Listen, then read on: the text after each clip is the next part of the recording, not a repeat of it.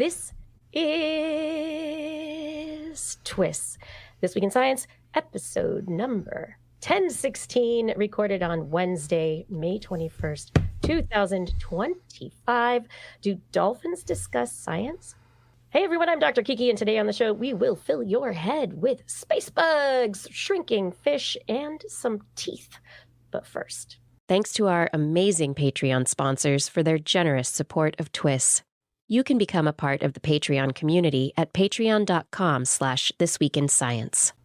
Disclaimer, disclaimer, disclaimer. When lie after lie makes you question the sky and wonder what truth even is, remember to find the people who question themselves and don't try to sell you uncertainty or their life-changing supplements. Snake oil is greasy and easily slips past the lips of the charlatans and cheats. Remember to think about the source of that link before clicking your way past the brink. You hold the tools in your head to parse the good from the bad. And when you need more, remember This Week in Science, coming up next. I've got the kind of mind that can't get enough. I want to learn everything. I want to fill it all up with new discoveries that happen every day of the week. There's only one place to go to find the knowledge I seek. I want to know what's happening. What's happening? What's happening this week in science? What's happening? What's happening? What's happening this week in science? Good science to you, Kiki. And a good science to you too, Blair, and everyone out there. Welcome to another episode of This Week in Science. We are back again to talk about science. And Justin is not here. Hopefully he'll be able to be here next week. But he's got some new responsibilities that are keeping him away from Wednesdays for the time being. Fingers crossed we will see him soon. Blair, we brought science, right? Oh, yeah. I'm very excited. Thank you all for joining us for this episode. We do have tons of science news. I did measure it out in the, using the metric measuring system. I have news stories about a new and improved CRISPR, some bugs in space, talking dolphins, and toothy origins. What's in the animal corner, Blair? Oh my goodness. I have endangered species, I have clownfish, and I have bee brains. At first I was like, this is a cool aquarium. And then I was like, one of these things is not like the other. Awesome. I mean, you could submerge bee brains in water, I suppose.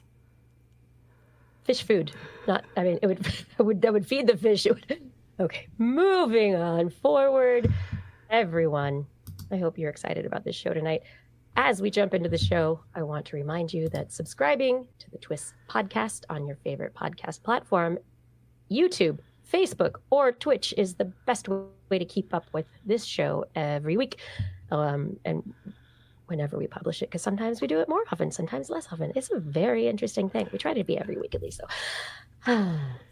We're here Wednesdays, 8 p.m.-ish Pacific time, to do a tight 90s show, and you can subscribe and be alerted every time a new episode is published. It's really good. You could get your friends to subscribe, and then they could be alerted every time a new episode is published.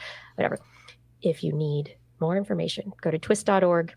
You can find show notes, link to our Patreon community, also to our Zazzle store, twis.org. But now it's time for the science. You ready, Blair? So ready.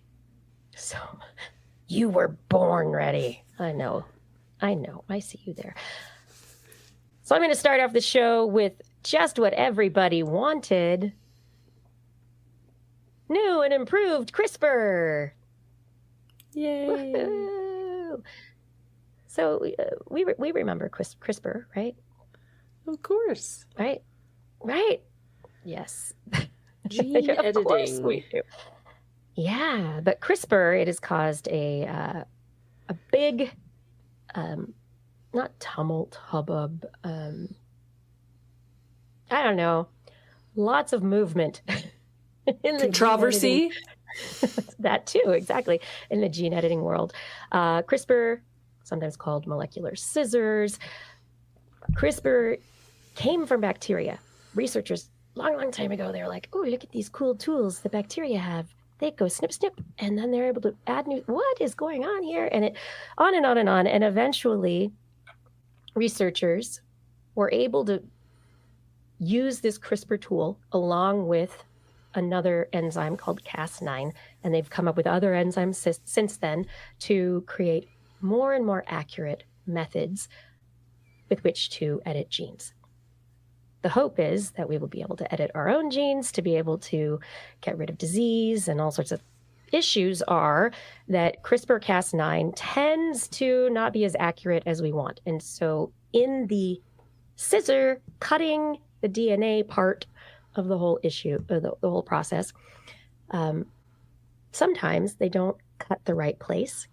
And so you have what are called off-target edits.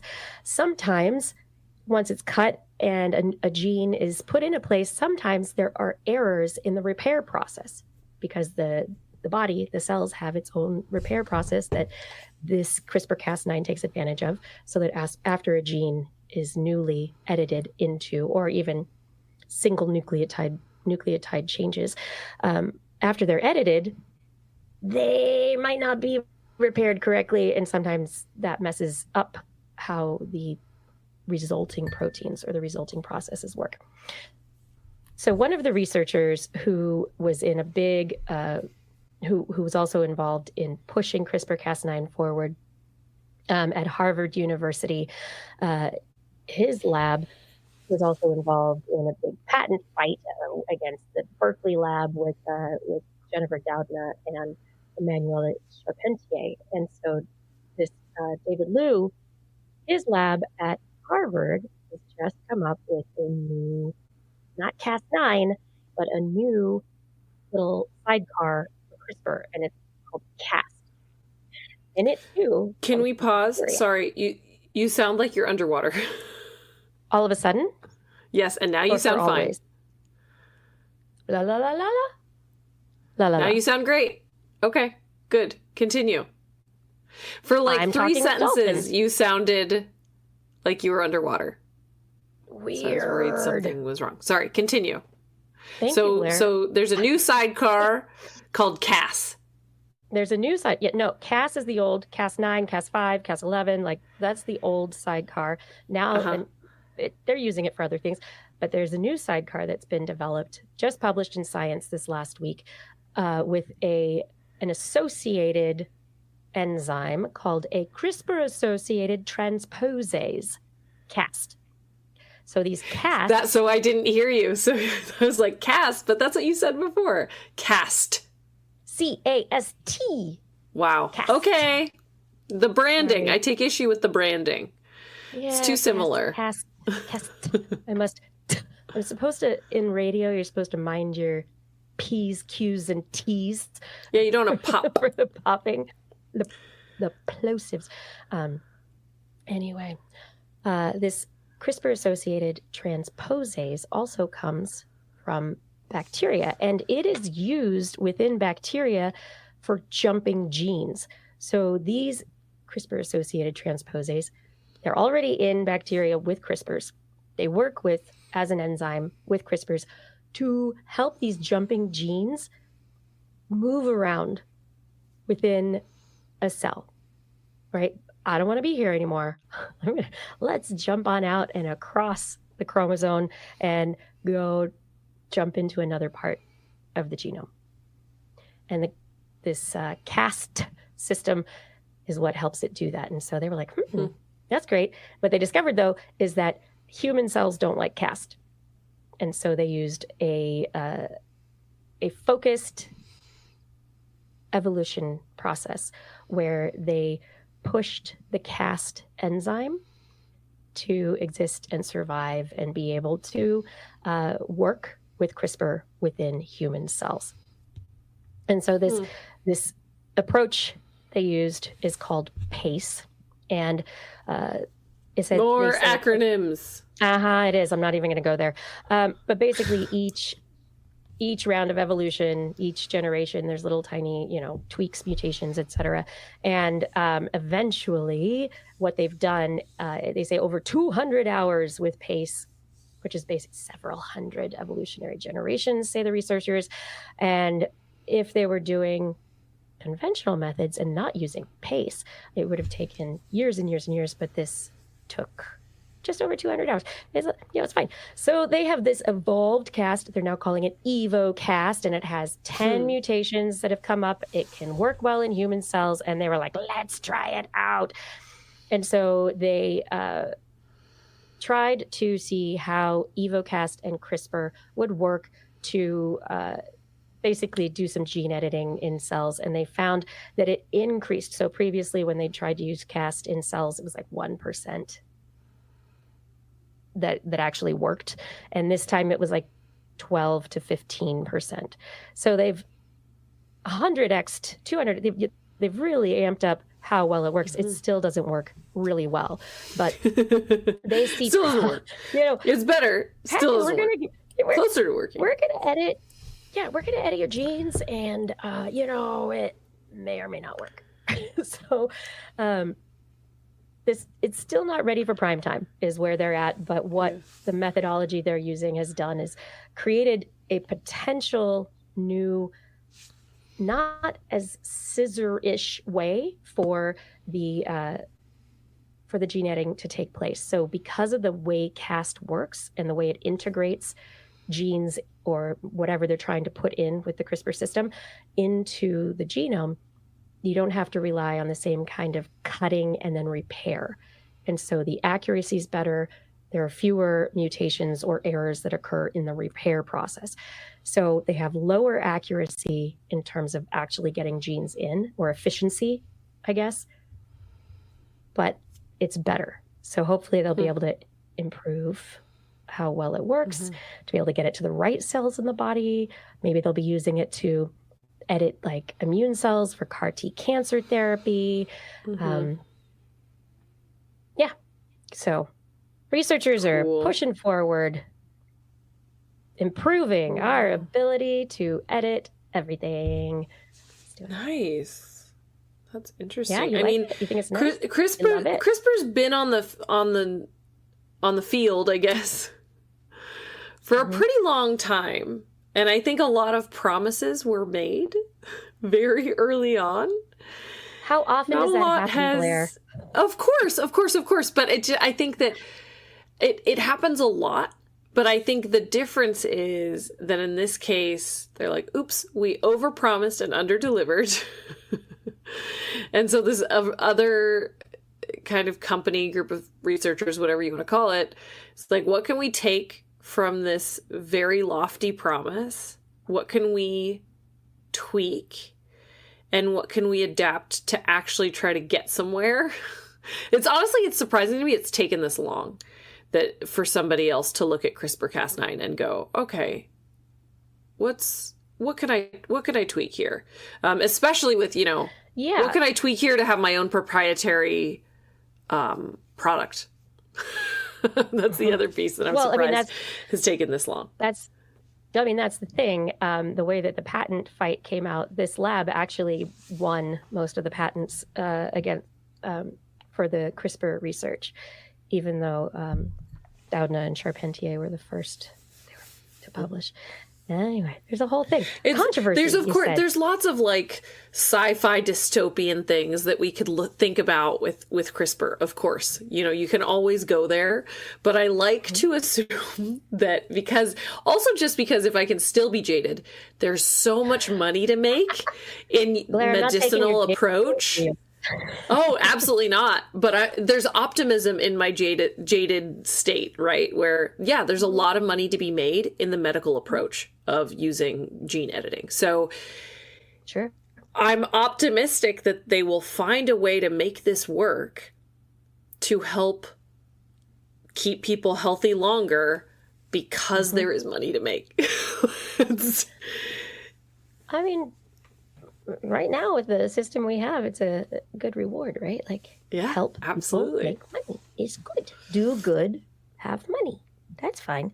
Anyway, I don't think they're getting all the money yet. No, but they could, which is why they're scrambling for the patent.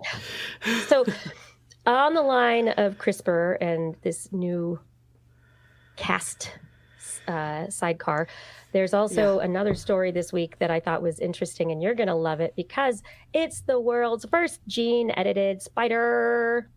Ooh, okay. To make it more friendly? No. Oh, to make it extra fuzzy? No.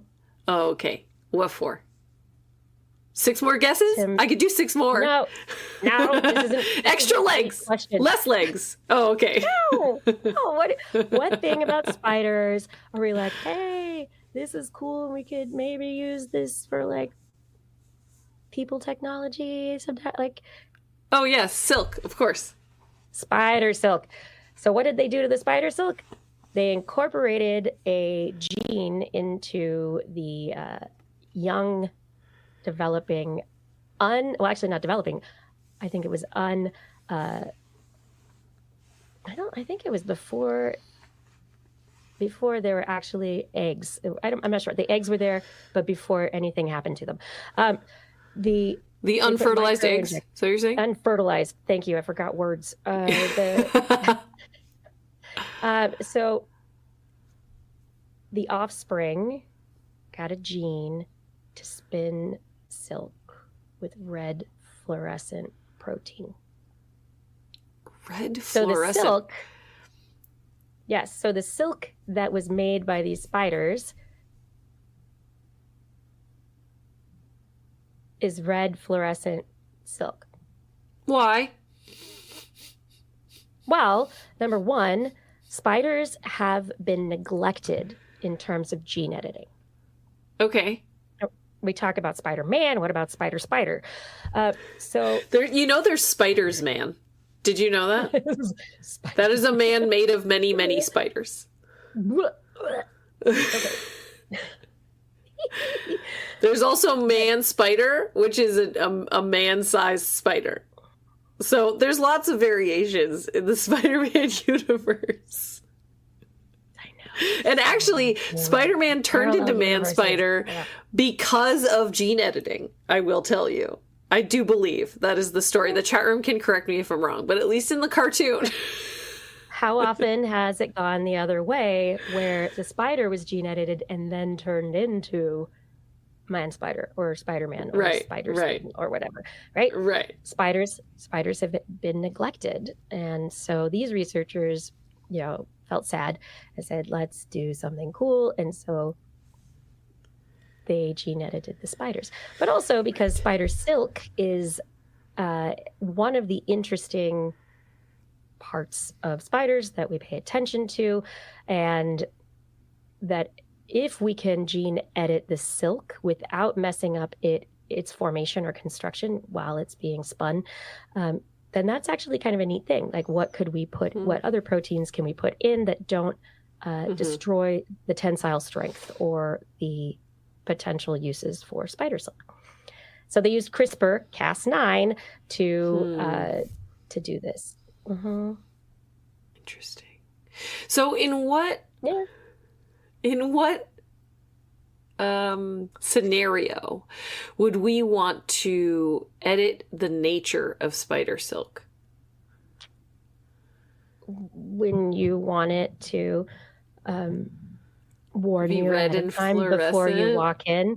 Yeah, so if you make it so you can see it, then it defeats the purpose of them actually being able to catch things. Yeah. So that's not so good. Yeah, the other side of this story is they were not just interested in the silk fiber engineering. They were looking at other ways that they could not just knock in a gene, but also knock out a gene. And so with the CRISPR-Cas9, they did a knockout of the gene Sine oculus, which resulted in spiders without any eyes. So what? No.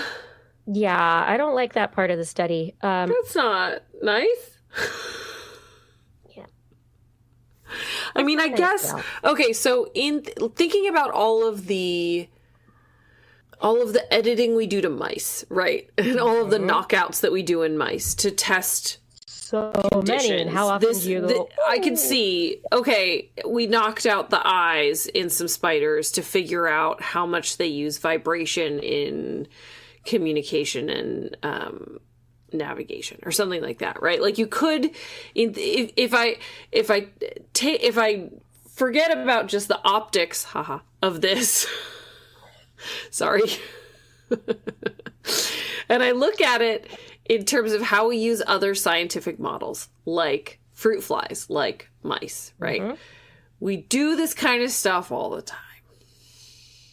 But just saying that you had them grow up without eyes seems so wild. But yes, there is some scientific precedence for doing things like this. So, I mean, part of it is, number one, like I said, the spiders have been neglected. So it's proof of concept. Does this work? And how does it impact the developing organism? And what they were able to show is that they understand enough to successfully be able to have spiders develop and live lives with spinning red fluorescent spider silk or not having eyes. And as much as it's like right now, you go, what's going on? The next question is, if we understand how these things work in spiders, what more can that teach us if we start looking at it very specifically in terms of knocking genes in or out to study evolution, development, like to ask questions related to comparative biology. How do these organisms, which are the same genes that make these particular traits happen in spiders exactly the same as crabs or humans, or how does it all work? So there are specific questions that can be asked if this process works properly. And now we know it does. And we don't have to neglect spiders anymore. Well, now we have red fluorescent silk. And I will say, Fada in the chat room asked, haven't we brought stories before about spider silk being used for all sorts of new purposes? So occasionally, but the grand majority of stories that I have seen related to spider silk is about studying silk to be able to make similar substances artificially. Not about like farming spiders for silk for human use. I feel like that is not generally the narrative. It's like we studied the silk to figure out about the tensile strength and try to replicate it. And like as it's being formed in the spider, there are very particular proteins that come together, and there's a very specific chemical process that leads to the silk that comes out. And so for ages, it's been, can we create spider silk? And we couldn't for a really long time. And I think it was like a few years ago when somebody actually was like, oh, I think I might have figured it out. I don't know. Nobody's wearing spider silk shirts right now that I'm aware of. No. But maybe they would if they were fluorescent red. Yeah. And now, but anyway, yeah, CRISPR-Cas9. So fascinating. What do you want to talk about, Blair? Oh, I have bad news, unfortunately. It's. At least and I have to talk right up front. I got it. Yeah, I'm not gonna mince words here. The Trump administration is gonna kill a bunch of endangered species. That's ultimately what's happening here because they are gutting the Endangered Species Act. And I wanted to bring it up because this is where conservation science and politics do collide. This happens. And we do need to talk about it because there is going to be some fallout. So the Endangered Species Act passed in 1973, and it bans some of the kind of legalese is the take of endangered species of fish or wildlife, including harming protected species. And in 1975, they had to define harm legally. What is harm? So take is very clear. Did you remove that animal, alive or dead, from their space? But what is harm of a protected species? And so they included the number one cause for animals to be threatened or endangered, which is people Yes, but what activity that people do? Building houses, living. Yes. So usually, like when I used to teach our biodiversity basics programs in the Zoomobile, the kids would always say, hunting. Hunting is the number one cause. Nope. Like pollution. Nope, it's not pollution. It's habitat destruction. Habitat destruction is responsible for 81% of animals being listed as threatened or endangered. Direct hunting or poaching is only about 17%. Sometimes it's less, depending on how you count things. And so habitat destruction is the number one cause of threats to protected species. And so since 1975, it has been clear that habitat destruction is included in the Endangered Species Act. Now, in 1995, there was a Supreme Court case, Babbitt versus Sweet Home Chapter of Communities for Great Oregon,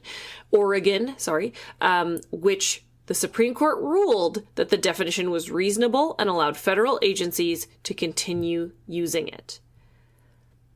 But now, the Trump administration is planning on changing the definition of the word harm to leave out habitat modification. And so the plan is essentially to create free rein to develop on protected animals' habitats. There's about 107 million acres of land in the U.S. designated as critical habitat for endangered species. So they're not listed as protected open space. They're not listed as a national park. They are listed as designated critical habitat for endangered species. The only reason that 107 million acres of land is protected from development is because there is a protected species in that space. And so the second you change this definition of harm, that is when these lands are open for drilling, development, any number of other things, logging that different industries and stakeholders would have interest in using. And so this isn't in effect yet. It was open for public comment. The kind of the glimmer of hope I will give you is that in the about month and a half that it was open for public comment, it closed 2 days ago, 345,000 people left comments urging the government to not do this. Now, I don't think that's necessarily going to do anything, but that means that the general public is very much in support of the Endangered Species Act. There is bipartisan support for the Endangered Species Act. People generally all want to keep it and think that it is a good thing. And so the general public have really spoken out about this and demanded that this not occur. Unlikely that will cause anything. Likely this change will still go into effect. The other interesting piece is because of that 1995 Supreme Court ruling, there will be legal challenges if this does get changed. But the problem is in the amount of time that it takes for that legal challenge to be seen and heard. And even if this change is overruled and returned to the original definition of harm, there is no guarantee that land will not get sold and developed in that period of time in between. Right. So I tell you this, I know it's too late to do anything about it. People have already left their public comments, but just so you are aware what is going on and how there are people working behind the scenes who actually are pretty smart and know how to tweak specific language legally to cause real harm to the positive progress we've made towards the environment. Harm, real harm. Yes, the actual meaning of the word harm, right? So I just bring it up so that we know what we're dealing with. So we recognize that this is an area of concern.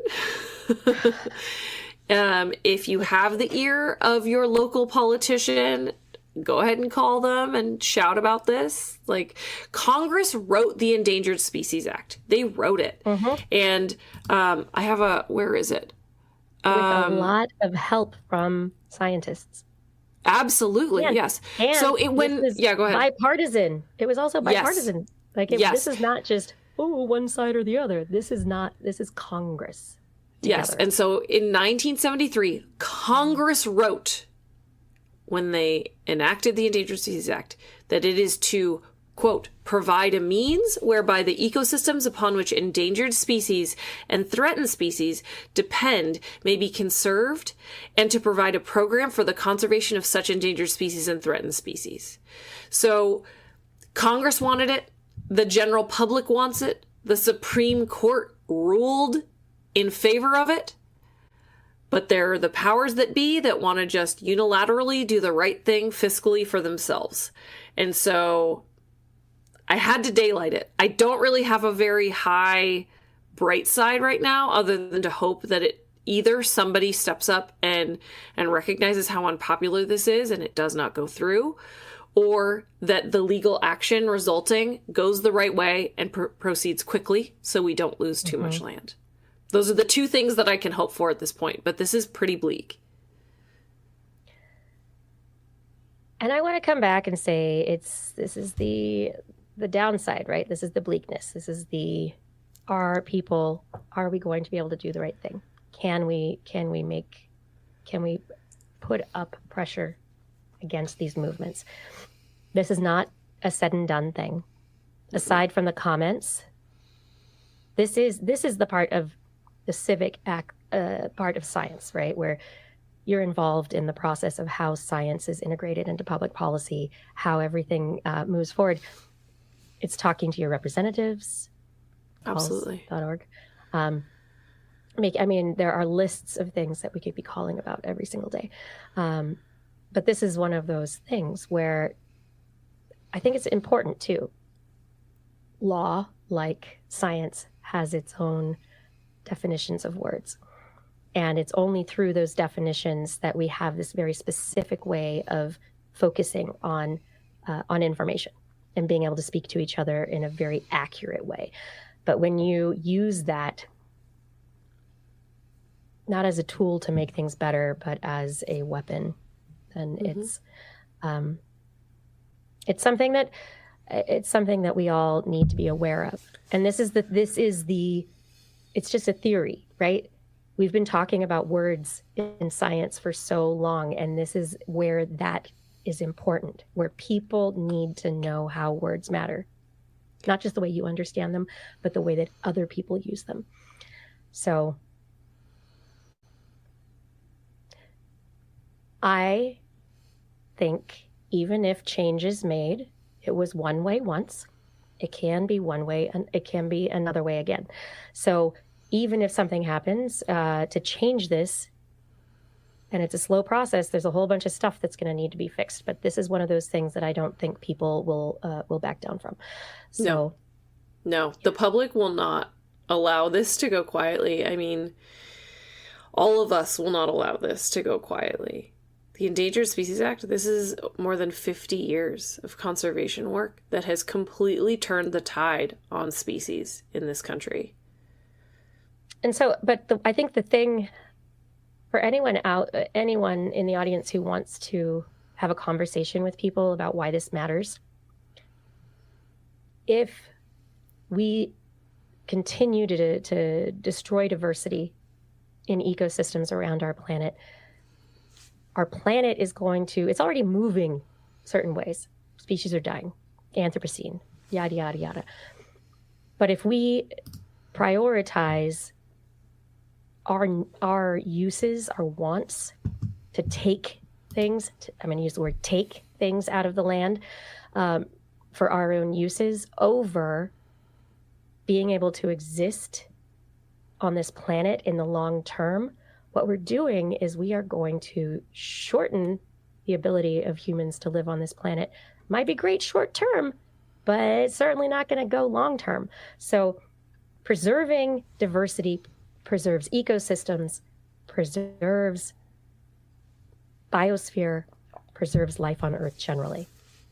Yeah. Am I wrong, Blair? No, It's 100%. I mean, it's like people are like, I need that butterfly to move so I can build my condos. We need housing. Housing's great.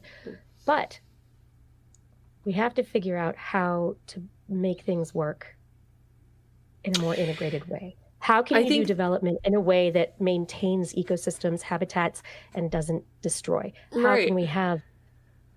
can we meet our 30% goal, right? How can we... We've found a lot of ways. I think that's why I'm feeling so frustrated by all of this, is we've made great headway in the last 50 years. We've brought animals back from the brink of extinction. We outlawed DDT. We brought back the California condor. We brought back the bald eagle. We brought back the American alligator. We did all of these things through the Endangered Species Act. And we built tunnels under roads. But you stopped people from mining and using land the way they wanted to. So people couldn't do stuff with the land that would make them money. So, I mean, come on. Okay, but what about this? What about all of the people who work in environmental compliance? What about all of the people who monitor endangered species around construction sites? Those are all going to be people that have less jobs now. So that also impacts the economy. No, because it is required because of the Endangered Species Act. So you still have to do environmental assessments, right? So the second you don't have to do that, there is an economic impact to that as well. I think that's the piece that always gets left out of this conversation, is conservation does provide for the economy 100%. There is a huge amount of study around how biodiversity creates wealth for a community. And when you remove biodiversity, wealth actually decreases in that space. And this is where you're not measuring the true cost of things. We're not measuring the impact of these large boom and bust developments. And we're not measuring the actual financial gain of conservation. And so it's put as a cost-benefit analysis, right? It's not the people there. It's not the priority they're caring about. So it's it's lobbying. Basically, It's lobbying, and it's the way that people are misusing science. It's cherry picking their information. They're not taking the full story. Yeah, absolutely. So they're putting their thumb on the scale, right? Because they're saying, oh, well, if we build this development, that's feeding the economy. But they're not looking at the fact that they're losing biodiversity, which costs money, and they're also eliminating conservation work. So it's totally unfair to look at it as a zero sum. And why that location? Why aren't there other? Maybe because there's already plenty of housing in the United States for everyone to own a house, but it's all been bought up by corporations. So you actually don't need to build any more houses. What about that? I don't think that's actually true. Yeah. I mean, there's a lot. Yeah, there's a lot held. I know that. But yes, that's a whole other game. We're not going to get into that economics. That is a debate, and I would need my list of facts next to me to have it. Oof. It's getting hot in here. Housing is the big thing right now. But by moving backwards, by redefining the word harm for the Endangered Species Act, we would be moving our society backwards. That word being changed in that instance is also one part of a landslide that changes the way that they're able to get all sorts of things changed. I don't want to go backwards. No. I don't want to go backwards. But we're doing a lot of that lately. I know, but I think that sometimes, go forward and back, forward and back. That's the whole 2 steps forward, 1 step back, 2 steps forward, 1 step back. But we have to make sure we keep working toward that step forward, that next step forward, and not get caught in the feeling of going backwards as if that's where we're going to be forever. Because this is a moment. That's all. It's a moment. And I mean, we're not even talk about the big, beautiful bill and the addition, the poison pill within the big, beautiful bill to make sure that AI can never be regulated. Have you heard about that one? No. Yeah. So the big, beautiful bill that they're going all night for recently has several poison pills, one to cut Medicaid, another that basically says AI, no state can regulate any AI technology. Ever. I don't like that. And there are little things, it's a Trojan horse bill. There are things in there, God. and it's take a look, everybody. And that's Call the your plan. representatives because it's a Trojan horse bill. I mean, that happens with every bill. Stuff gets shoved in, and then you're like, what? How is that happening? But if they get it in, and then the methodology to fight it later is not there because they've changed rules and various things, it's an issue. So everybody, pay attention. Do you want AI to rule your life? Do you want harm to not really mean harm? But what about bugs in space? They need really tiny helmets. That's really funny. Now I want to see that as an animation or a stop motion. It might be kind of funny. Researchers have been looking at swabs from China's Tiangong space station to look for bacteria. Like we've been talking for years. This is usually a story that Justin would talk about. Talk about how there's so many bacteria in clean rooms. How we have found bacteria on the International Space Station previously. Well, now China's space station is part of the club of having a new species of bacteria they've discovered called Nealia tiangongzensis. And this species is related to an earthbound strain known as Nealia circulans, and it's usually a rod-shaped soil-dwelling bacterium, and it's kind of thought of as pathogenic, a pathogenic form of bacillus. Anyway, these particular organisms and the others like that were found on the ISS, the bacteria that evolved, they are extremophiles. And one of the things that they do is they form spores so that they can exist and survive in the difficult radiation, gravity, like all the different strains, not strain of bacteria, but the stresses of space.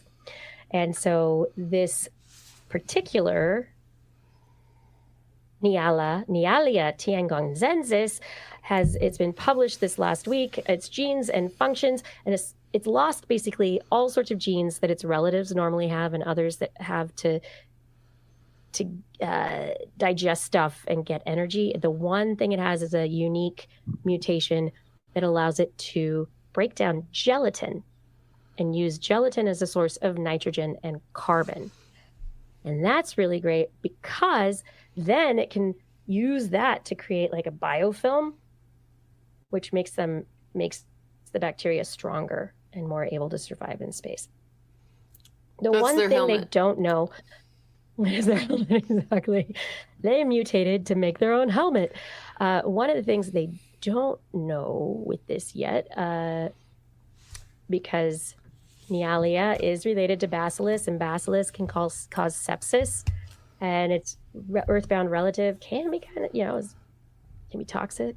They don't know how bad it is or good it is for people in space. So this is one of the interesting questions and why they're doing these studies, because you think you're sending a clean ship to space, but basically you're sending a ship to space with bacteria that have a very survivalist background. And so the question is, in addition to their new mutations for just existing, if they are related to or come from pathogenic backgrounds, what does that mean for these new evolved strains that exist in space. And what does that mean about the panspermia that are stations, our space stations, our ships, everything? What does that mean about the panspermia of Earth organisms into space and how they exist with humans? It just means it can't be avoided, which I think we already knew, right? But are they extra pathogenic? Like, do any of the mutations? Right. I mean, so far, nobody's been like, I breathed and I have sepsis. Like, there's nothing like that. Right. But, Yes. Yeah, I feel like if that would have been a problem, it would have happened already, right? Like, we have people living on the space station. We've sent people out to space enough that I feel like people would keep coming back with super bugs and be like, what the heck happened to you? I You're went to sick in space. space. I couldn't work out in it. I got immunocompromised because I was in space and couldn't work out enough. Yeah, like, do you know what I mean? It's the sample size isn't enormous, but it's also not tiny of the number of people who've been to space. I mean, any one sample set is pretty small, but over time. But over time, I'm saying also, the number of humans we've shot into space is. But think about it. It's like they're evolving, and we just keep sending different people. And Right. It's like, Yeah. I don't know. I think it's very interesting. I don't know. I don't know. I mean, what's the solution? Because our clean rooms can't handle it. Well, that's the question, right? How do you actually create a really clean room? Because An these atomic extremophiles... bomb. And you're, oh no, not going to space, guys. A teeny tiny one. Just in the room. It's insulated in the room, right? I don't know. Yeah, that's the problem, right? Like, really strong scrubbing bubbles. I don't know. So I guess this is identifying a need that now more research has to go in how to make a better clean room. That's really what this story is about, right? It is, but it's also it's either or. How can you make a better clean room so that we don't take more extremophiles to space? Or how do we make sure we coexist with these new species in a way that doesn't make humans sick? And can we? Can we do it? And I think if we can't, we shouldn't be taking them with us to other planets. That seems like just take their helmet away. Were you Hold on. Were you drawing little space bugs? I know. Yeah, here. Let me turn off my blur. It doesn't want to. It's going to blur everything because even though it's in the foreground, it's in the background. There you go. Ooh. Ah, it's a cutie. Aww. Maybe we should make a sticker. That's really cute. Space bugs with helmets. I love that. That's really cute. I'm glad that I turned into like a college lecture for you. Yeah. Oh my goodness. You're like, doodling in the margins. Yeah, absolutely. I don't know. I started thinking about germs wearing space helmets. It's funny. It is funny, and I'm really glad you went with it. And you had a pet paper and a pen next to you. That's amazing. All right, everybody. We're here. And so are you. Thank you for being here for This Week in Science. Tell your friends about the fun times they can have with Blair drawing little pictures of space bugs and helmets if they were only here too. Oh my goodness. Please tell your friends to subscribe. The more subscribers, the more we can talk about using science, how science is a part of our lives, how science is around us every day. And we have more and more people to talk about information and how we use it, how we analyze it, how we come across it in our lives, and who we trust. So I'm really glad that you trust us. I'm really, really glad. Thank you for being here. And, oh, by the way, if you would like to support us, we are listener supported. So head over to TWIS.org, click on our Patreon link or the Zazzle link, and help us out. Thank you for your support. We can't do it without you. All right, Blair. Are you going to draw through the Blanimal corner? No, I can't possibly do that. I was just adding some. Is it going to show you some planets and stars? No. And I wrote space germ. I love it. I love that so much. Alrighty. Well, you all know, coming back with more twists right now for the second half, and it's time for Blair's Animal Corner with Blair. She loves our creatures, great and small. Biped, millipede, no pet at all. If you want to hear about animals, she's your girl. Except for giant pandas and squirrels. There's Animal Corner. What you got, Blair? I have shrinking clownfish. What? Are they balloons?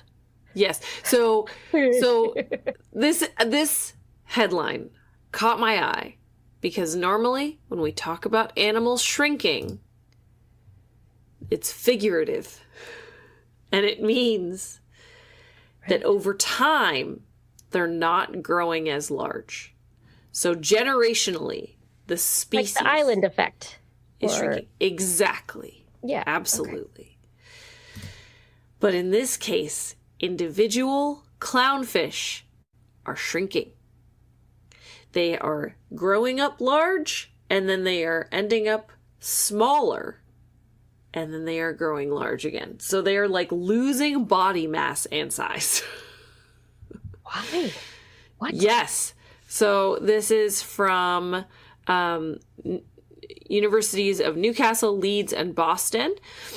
And they were looking at clownfish. They had 134 fish. 100 of those shrank when exposed to heat stress. They looked at them over a period of 5 months, and so they found that this phenomenon was actually very common. The only other example that I was able to see cited in the study was actually with marine iguanas, where it sounds like during similar environmental stresses, the marine iguanas will actually reabsorb some of their bone structure, some of their bone matter, and they will also shrink. So this actually has been recorded in the animal kingdom before. I wasn't even aware of that. But this is crazy because clownfish are already crazy because they're sequential hermaphrodites. They start out male. Okay, those words. I know. Oh, right. They're crazy because... Yeah, they're sequential hermaphrodites. So they start out male, they're tiny, and then there's however many females, right? They're large. And then if a female dies or leaves and there is space for a female in the area, then the male will get larger and larger and larger, develop female body parts, and transition to become a female individual, and then lay eggs. So the age-old kind of joke from people who know about clownfish and their sequential hermaphrodism is that Marlin in Finding Nemo should actually turn female throughout the course of the film because the mom dies at the beginning. So should actually progress and change. So the reason I bring that up, it has nothing to do with this study, but it's relevant because there is proof of the plasticity of the body plan in clownfish. They have other mechanisms to completely change the shape and function of their body throughout their lifetime. So I would say out of all the places to look for this weird adaptation where you shrink because of environmental pressure, it makes sense it would come from a clownfish. So I had to dig through the plasticity, but shrinking is different from. Yes. So okay. Yes. So I looked through a couple different press releases and I dug through the actual paper and I was trying to figure out the mechanism and why heat stress would cause you to shrink, which generally speaking, climate change is causing animals to shrink. But again, on the scale of generations, they're not growing as large just because they have environmental pressure, and so there's more demands on their on their metabolism. That could be that they can't find as much food because the climate is impacting plants, or it could be because the heat is causing them to sweat and lose energy through sweat, right? If they're an animal that could sweat. So physiologically, like body surface area, like is a big deal when it comes to heat and heat transfer and heat loss. So that would be one big thing. But this is fish. So I'm like, there's this, they live. Right. So one thing that they called out in the paper that I found very interesting is called gill oxygen limitation theory. And so cold water carries oxygion. Hot water carries less oxygen. And so if the water is hot, there's less oxygen. But this is where this gets really interesting. Gills are essentially two-dimensional. They're flat. And when you increase the size of a two-dimensional object, the surface area does not increase at the same rate as a three-dimensional object. And so the three-dimensional body size increases the more overall than the gills. So the amount of body that needs to be oxygenated outpaces the size of the gills increasing. It's very interesting. And so that is one of the main hypotheses of this research group, is that is kind of the main stressor that they're feeling. Of course, there's other things. They could have changes in food availability, as I mentioned. The content of the food could change, and the effort to find food could change. There's lots of things that could be impacted by climate, but I think this gill oxygen limitation theory is a really good one to kind of explain why this might be happening. Now, how they're losing body mass, they do not know. This is totally weird. They think it might be a hormonal trigger, but that still doesn't explain the mechanism by which the body shrinks. Is it eating itself? What part of the body is getting reabsorbed? There's lots and lots of questions to be had here. So this happens when there's like extreme heating in the water. And so they measured the lengths of these fish for about 5 months. And during that 5-month period, they shrank. So. Yeah, but then, so there's that, but then there's the, like you said, where did their food go? Was there enough food? Were they just not hungry? Like, they just wanted to drink cucumber spritzers? Right. Like, so that time, like, it's hot. That would prevent them from growing any larger. But see, that's the thing. Their length reduced. It wasn't just they're lighter. They didn't get skinny. No, they shrank. It's as if you lost an inch. And it's not, you didn't change your posture. You actually lost an inch. What is the mechanism there by which you lose height? Oh, I know. They're like shrinky dinks. Yeah, because it's hot. You're right.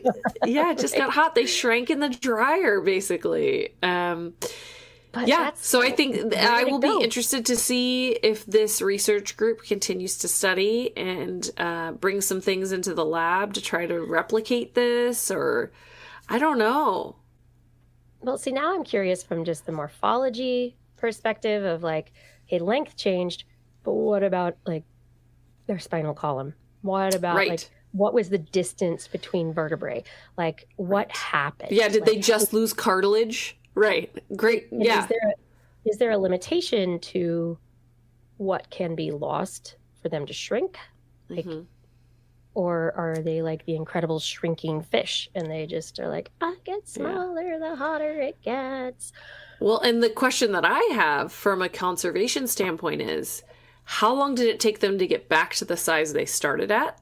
Like, did they rebound once temperatures regulated? And what was the long-term impact on the population? Because, again, the fish that can grow up bigger become female.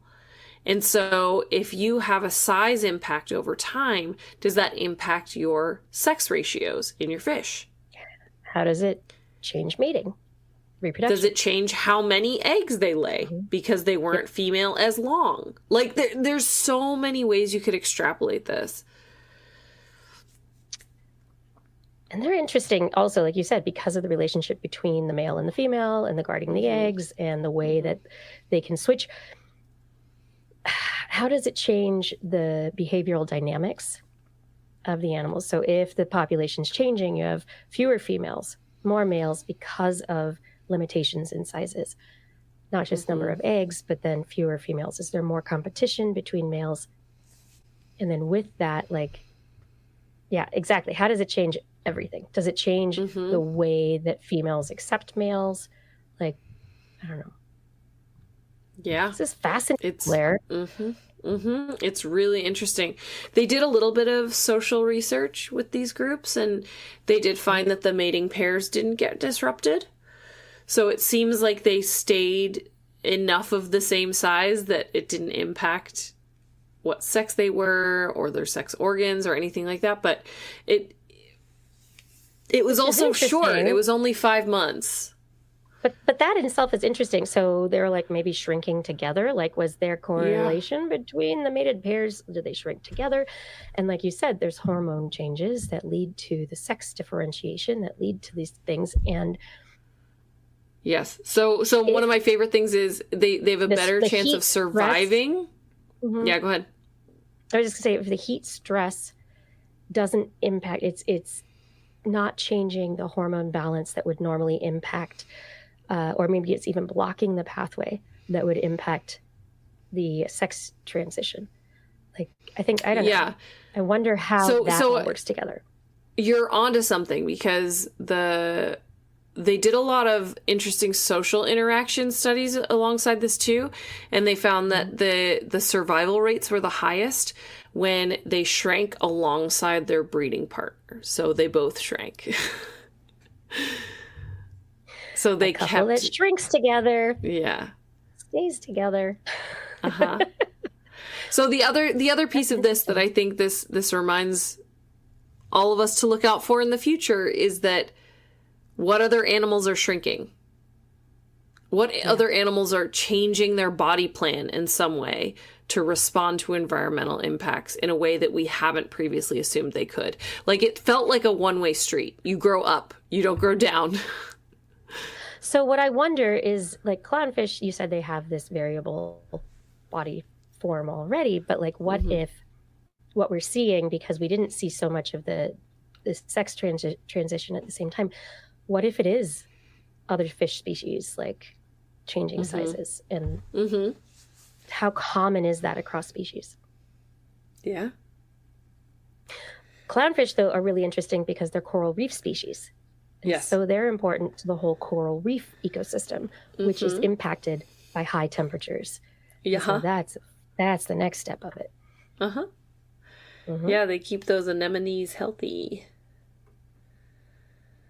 Yeah. Let's end on some heartwarming bee brains, shall we? Heartwarming bee brains. Okay, go for it. I thought you'd really enjoy organ this, systems. Kiki. Too many organ systems. Hearts and brains. I don't know. Bee brains, which are, they're about the size of a grain of rice. They're pretty complex, but they're still also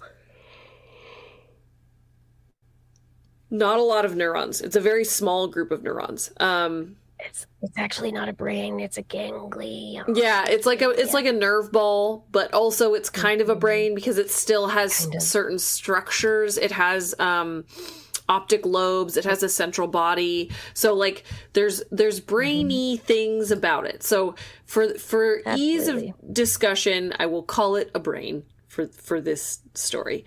I will accept that. Great. A study from the University of Trento suggests that bees have sleep similar to humans, and that in fact we could use bee brains to learn about human sleep. We know bees sleep. We know bees will go into torpor when it's really cold. But the mechanism and then the individual brain activity that happens during bee sleep has not been well studied. And what researchers found is that sleep appears to carry a similar signature at a neuronal level to humans. Mm-hmm. Not too surprising. I feel like sleep is pretty... It's common. So some consistent. aspect of rest cycles are common in every living creature down, like from vertebrates to yeast. Like there's an active cycle and an inactive cycle that can be identified as something quote unquote sleep. Yeah. Right. So the researchers combined optical brain imaging. They used imaging on these little bee balls and nerves, machine learning analysis, and computational neural modeling to study how sleep influences the neural networks responsible for sensory perception, specifically in the antennal lobes, which are the olfactory centers, smell centers. And so they had data collected during the night when bees naturally sleep. Their body movements were monitored with a front-facing camera. Their brain activity was simultaneously recorded with a 2-photon microscope. They analyzed the calcium concentration in neurons, and by doing that, they were able to detect neuronal activity during sleep and wakefulness. Don't think too hard about the mechanism of this research. I don't want to talk about it. I kind of started thinking about it and went, no. So they showed that in resting states, you know what I'm talking about, Kiki. In resting states, the brain networks of bees, they switch to synchronized and reduced information processing, which is like what happens in us. So, for example, if you look at a single parameter like smell, the synaptic coupling between neurons caused the brain to no longer decode odor signals. So they reduced olfactory perception just like it does for us. So they saw that basically they went kind of numb to stimuli around them that they would normally notice during sleep. Like our deep sleep cycles, right? Right. That you can sleep through crazy things happening around you. And it's because a lot of things are shut off or you'd wake up at every gosh darn thing. This is cool to learn for bee-specific reasons, of course. They get to look at pollinator health. They get to look at ecosystem stability. They look at potential impacts on bee sleep and how that might impact bees' effectiveness to pollinate, yada, yada, yada.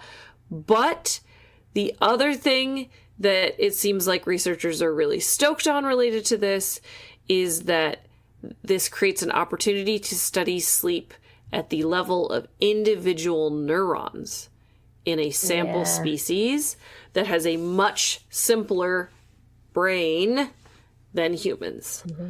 And because they're seeing a parallel between what happens in our brain and what happens in a bee brain during sleep, they can study the individual neurons in the bee brain to learn more about sleep disorders in humans.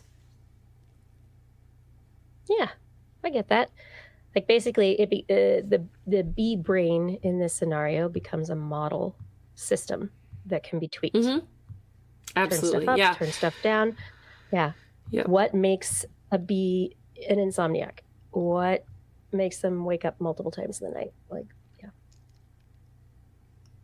What makes every little sound or smell wake up a bee when their friend bees don't do that? Or what makes this bee impossible to wake up? Like my child on a school day. Goodness. Yeah. No, I think this is this is one of those studies where you go, this is like the spiders, like what, why, and what they are discovering is a simplistic model where you've got 100,000 neurons that are so much easier to be able to parse and specifically identify and work with. For electrophysiology, It's totally what you want. Mm-hmm. Because you can identify very specific things. So do we think bees are indicative of all sorts of invertebrates? Because, I mean, this is like, hey, invertebrate, you sleep like people. So bees are a little complicated compared to some other invertebrates because they are able to do very extensive mapping that they can then communicate with one another. And so that's the other thing that they learned through this study was how the brain processes and stores data while it sleeps. And that it's very similar to how our brain works. So the sleep is restorative, but it also provides an opportunity for them to file away the route that they learned that day to the really good, beautiful, nectar-full memory flowers. Consolidation. Exactly, yes. Yeah. And so they believe that there's a similar process happening in the bees' brains that happens in our brain. That's unclear whether that exists in other invertebrates or not, but I think bees were a really good model species because they knew that this very specific memory pattern had to exist in their brains. And now I want to know, because we know now that they have the deep sleep that's very much like human brain. Do they have REM sleep? Like it's for humans, rapid eye movement, dogs, cats, etc.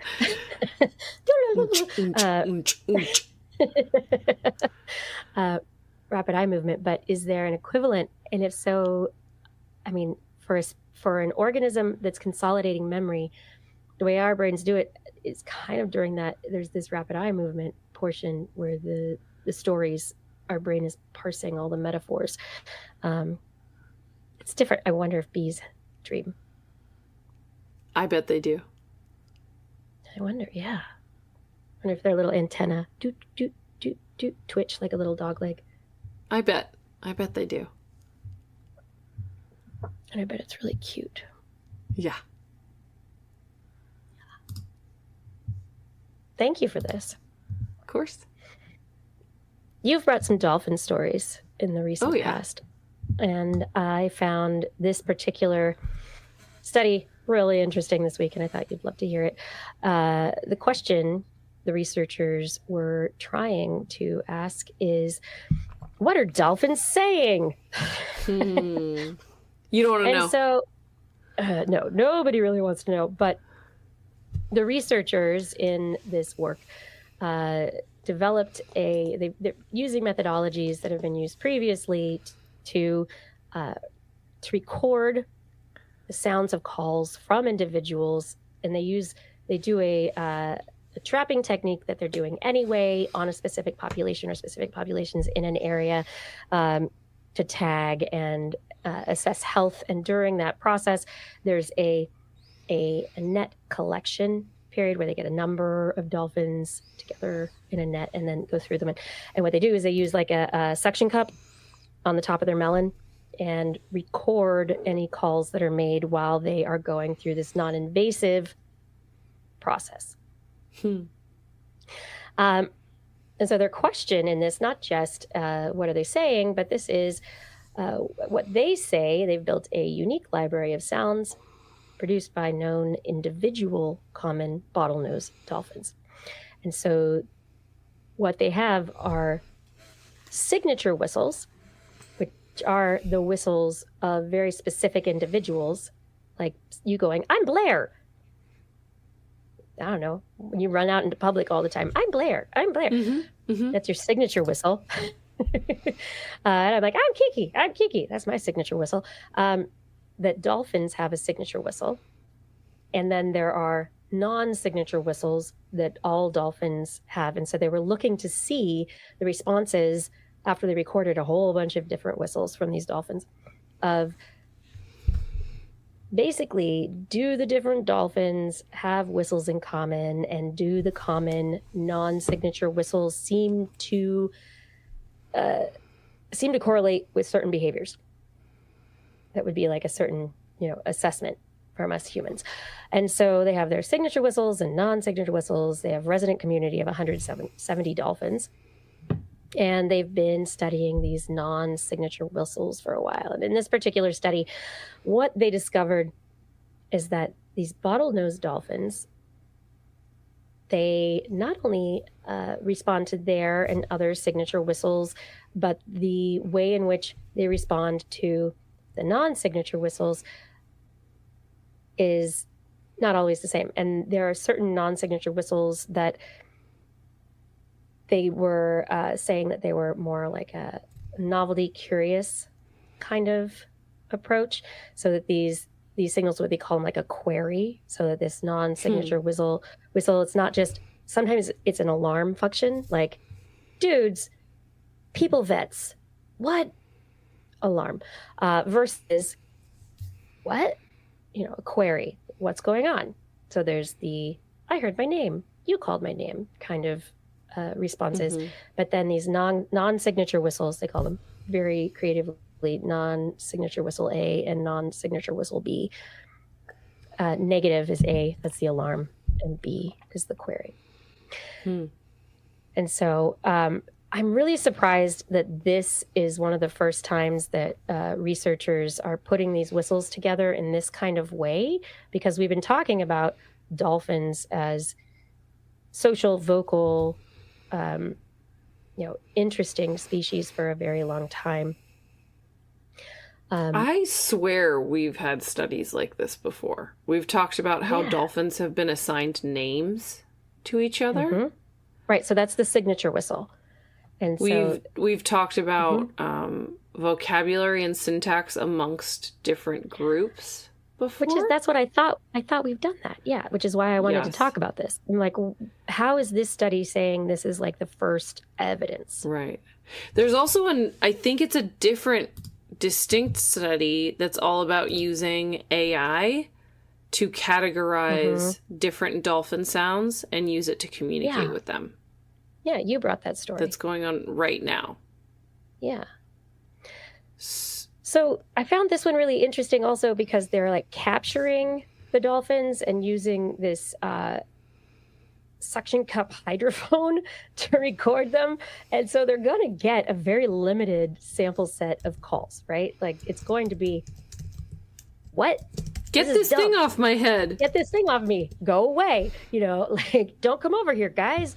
So the sounds that you're going to get from that, and they do acknowledge, maybe, the next, we got to do a more open, wild animal sampling.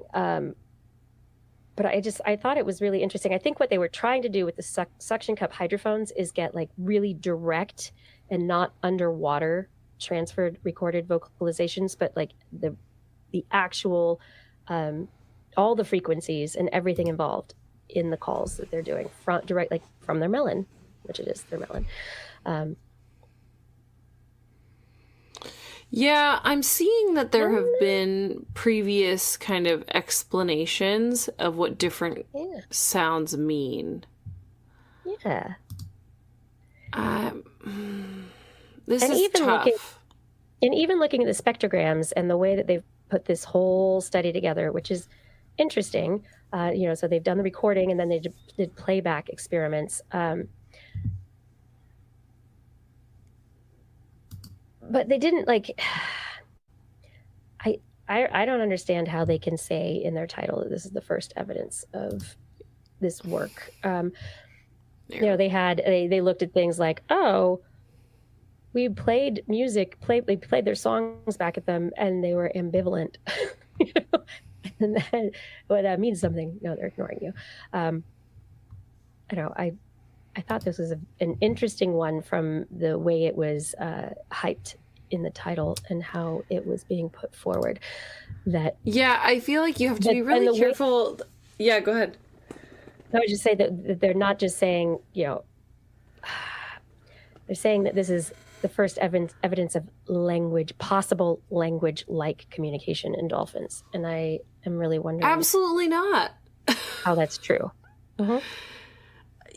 I feel like whenever I see this is the first time XYZ or scientists have recently discovered the first evidence of XYZ, or anytime it's like the very first or a new thing, I always try to look really carefully to see if there's a specific qualifier on it. So it's like, this is the first time we've studied dolphin language on a Tuesday. Like, you know what I mean? Like, just like some weird variable that makes it a first. But this sounds like they're just claiming that it's a first. And I really feel like we have talked about this several times over many years. We have. And I've always, like, we've talked about, like, dolphins. Oh my gosh, they're talking to each other. What's going on? And of course, they're calling it signature whistles. Oh, I'm Blair. I'm Kiki. Then there are the other things. That's most animal like, communication is specific hello. But this is also, beyond that. It's like, does it go further? Do these vocalizations mean more? Is it not just alert or query? Definitely. If they play, where does it go? They play, they have culture. They're like, I want to use this sponge. Well, I want to use this sponge. They're communicating. There's very intense communication happening.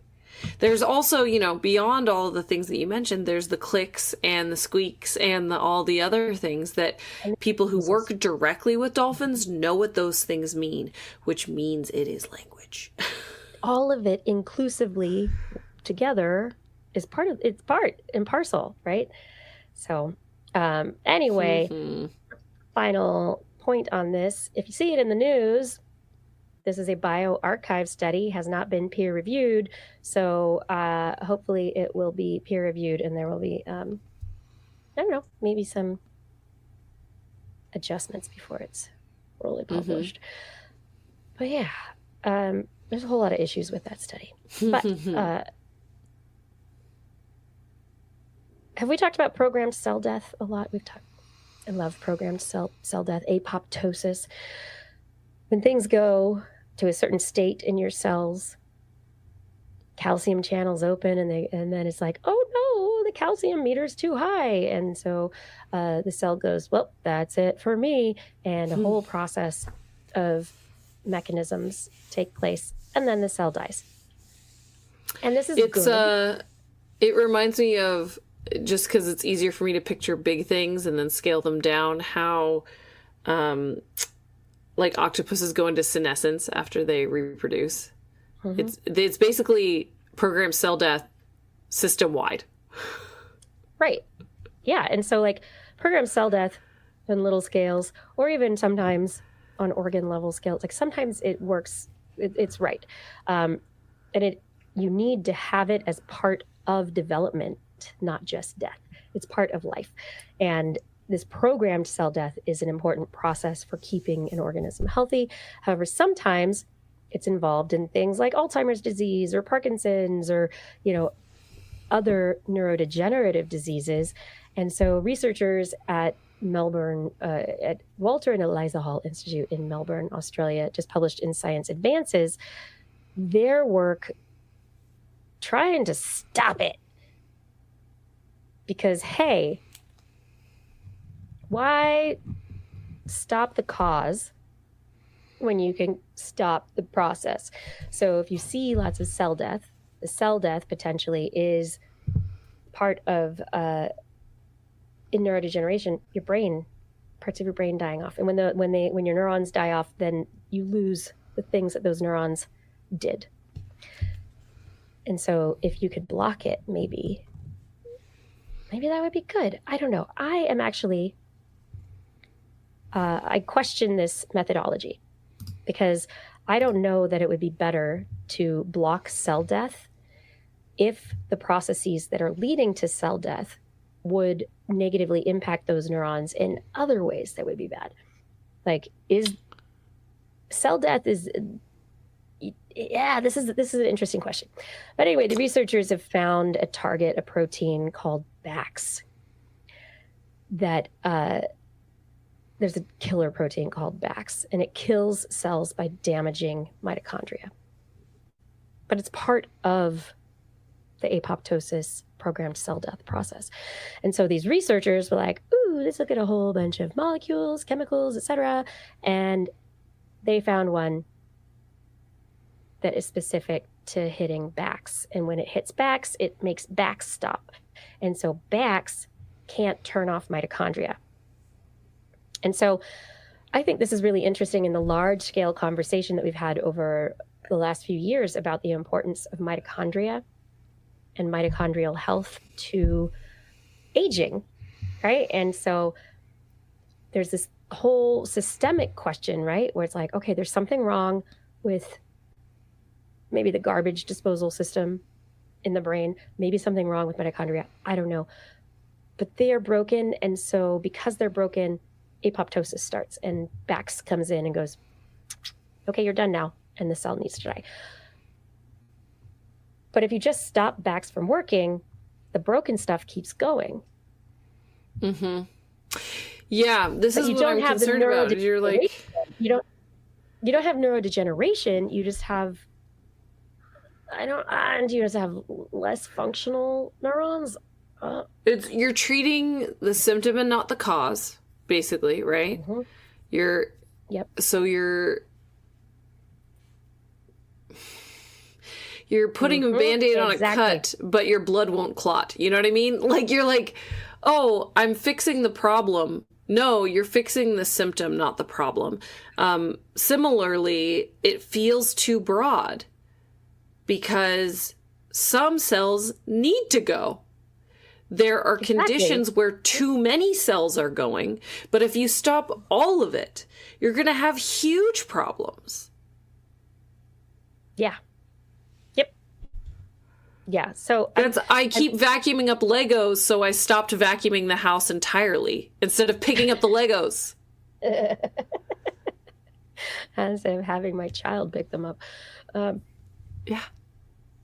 Yeah. So, I mean, what I'm wondering, I think it's good to understand potential targets and places to act, but I'm wondering if they get it past this just general understanding phase, is this a worthy target for therapeutics? And would it work with other, drugs that people are taking for their, symptoms? And I guess ultimately, if you're going to die from Parkinson's or Alzheimer's, you could do with some junk cells if you're not going to die, right? Like it's a trade-off in this case. And that's the question. Like, we don't know. All we know right now is they found this, like, ooh, we could block apoptosis. We could stop this molecule from destroying mitochondria that are probably, if they don't die, going to impact the cell in other negative ways. Because, like, the reason you have apoptosis is so that the cell doesn't go out of control. Like, it's a control factor. But this is one of those things where it's like, oh, let's just put like rabbits in Australia and see what happens.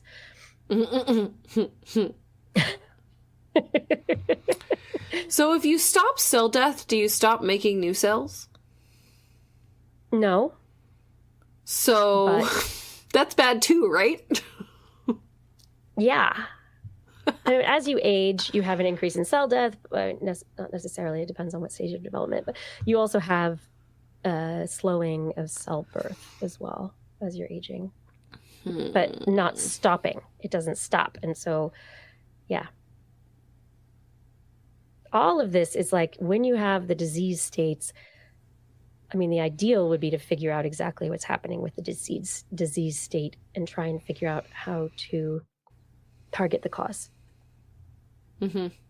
Is it the mitochondria? Is it, the energy function? Is it the garbage? Is it your glial cells not working? Or, what else is going on?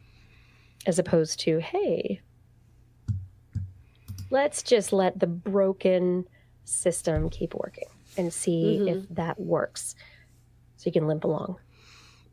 But yeah, nobody knows anything yet. This is simply a study that has figured out this mechanism with the idea that they're selling behind it of like, maybe we could use this to stop apoptosis. And I'm sitting here going, please don't. Please don't. Oh my gosh, why would you do that? But I'm not in charge. Well, rat study's coming next. Let's see. We'll see. What happens? What about teeth? Yeah. You like them? I love having teeth. Do you know that they probably came from armored exoskeletons of ancient Yes, I fish? did know that. Yeah. That's really cool. All right, great. We're done. No, actually, I think that I thought what I was taught in evolutionary biology was that they were most likely scales. Yes. So skates, rays, they have, and sharks, they have these tooth-like Dermal denticles. denticles. I love that word. Yes. So this is something that we know. However, researchers just publishing in Nature, a researcher at the University of Chicago in Neil Shubin's lab was like, hey, I want to see where I'm looking for actually what is the earliest vertebrate in the fossil record. And so this researcher, Yara Harity, took a whole bunch of fossil specimens that she could identify as vertebrates because they had these bumps, these denticles on the outside of them. They're called odontodes. There's this sign is the presence of dentin in these bumps in their external armor. Odontodes. She got a bunch of specimens. She took them to Argonne National Laboratory, advanced photon source, and stayed up all night. She says, it was a night at the particle accelerator. That was fun. And they did high resolution CT scans of all of these fossils. And what she found was not the earliest evidence of a vertebrate in the fossil record. What she found is evidence of where the very first tooth-like structure in vertebrate tissues came from. So they were looking at all of these, and they found one sample from the Cambrian fossil called Anatolepsis. And it looked like it had the odontodes and everything. But then they looked at it, and they're like, oh my God. And so they're looking at things. They found some that had the dentin and others that didn't. There's one fossil that they thought was a vertebrate, and everybody thinks it's a vertebrate, but then they found it didn't have dentin in it, and they're like, oh my gosh, it's an invertebrate.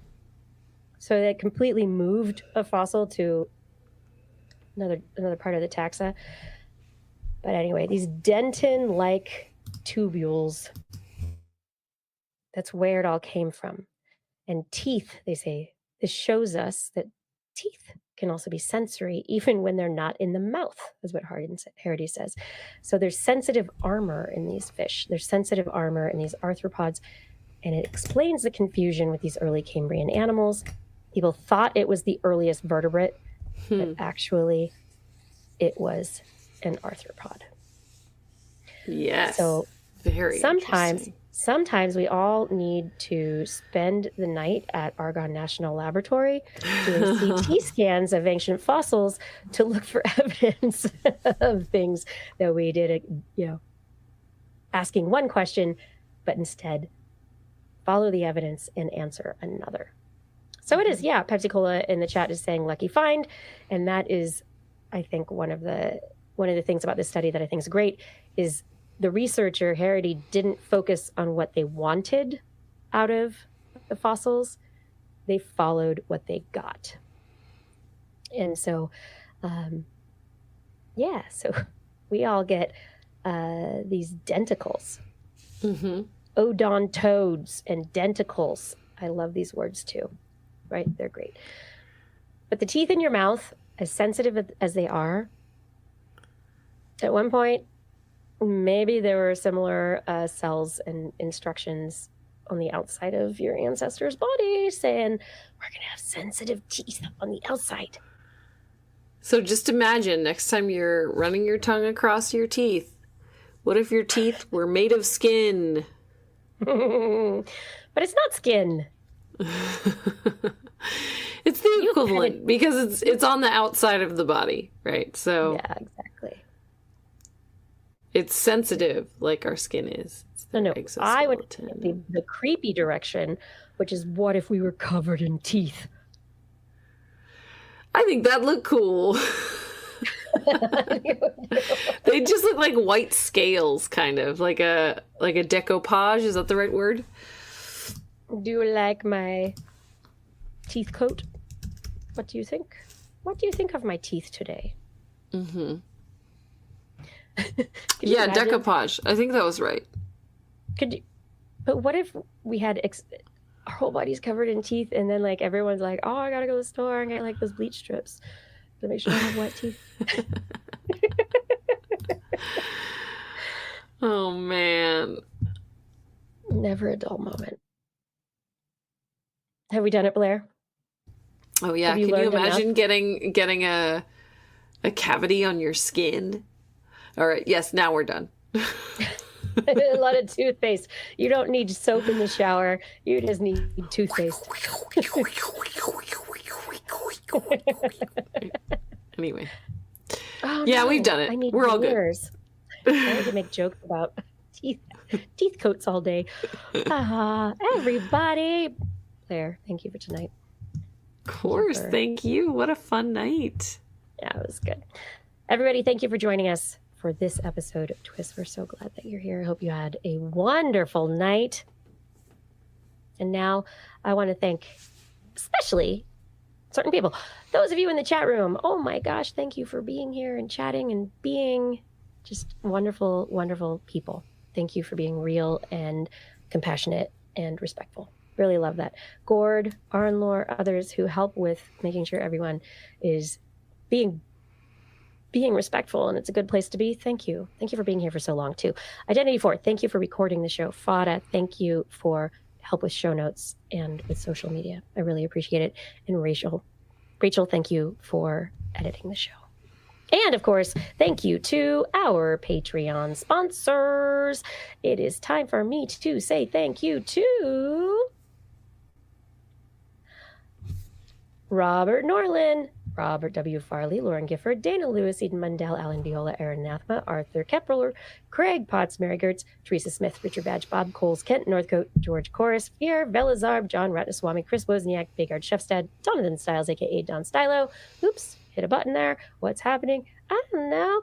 Allie Coffin, Shubru, Sarah Forfar, Old Boomer 847, PIG, Stephen Oliveron, Daryl Myshak, Andrew Swazin, Fred S104, Sky, Luke, Paul Ronovich, Kevin Reardon, Noodles Jack, Ryan Carrington, David E. Youngblood, Sean Clarence Lamb, John McKee, Greg Riley, Mark Cassenblow, Steve Leisman, aka Zima, Ken Hayes, Howard Tan, Christopher Rappin, Richard, Brendan Minish, Johnny Gridley, Clemmy Day, G. Burton Lattimore, Flying Out, Christopher Dreyer, Artyom, Greg Briggs, John Atwood, Rudy Garcia, Dave Wilkinson, Rodney Lewis, Paul Phillips, Shane, Kurt Larson, Craig Landon, Sue Doster, Jason Olds, Dave Neighbor, Eric Knapp, Lon Makes, EO, Adam Mishkon, Kevin Parachan, Bob Calder, Marjorie, Polly Disney, Patrick Pecoraro, and Tony Steele.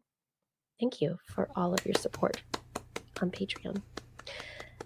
And if anyone else would like to support us on Patreon and have their name read after the show, head over to twist.org and click on that Patreon link on next week's show.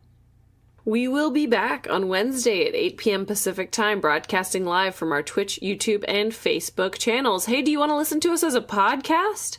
Perhaps while you study bee brains? Just search for This Week in Science wherever podcasts are found. If you enjoyed the show, get your friends to subscribe as well. Should I keep going? Sure. Sure. Right? Yeah. For more information on anything you've heard here today, show notes and links to stories will be available on our website. That's at www.twist.org. I see a couple of you in the chat room asking for links to stories. That's how to get them. And you can also sign up for a newsletter when that pops up. It'll arrive somewhere, somehow. It'll be a surprise. We love your feedback. If there's a topic you would like us to cover or address or a suggestion for an interview, please let us know on one of our social media accounts, or better yet, send us an email. Just be sure to put TWIS, TWIS, in the subject line, or your email will be spam filtered into a red fluorescent spider web. We look forward to discussing science with you again next week. And if you've learned anything from the show, remember, it's all in your head.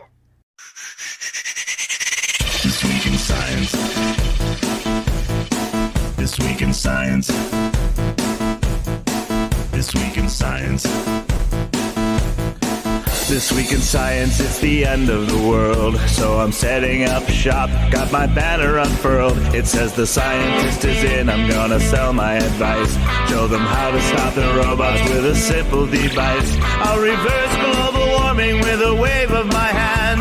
And all it'll cost you is a couple of grand. 'Cause this week's science is coming your way. So everybody listen to what I say. I use the scientific method for all that it's worth. And I'll broadcast my opinion all over the earth. 'Cause it's This Week in Science. This Week in Science. This Week in Science. Science. Science. Science. Science. Science. This Week in Science. This Week in Science. This Week in Science. This Week in Science. This Week in Science. This Week in Science. This Week in Science. This Week in Science.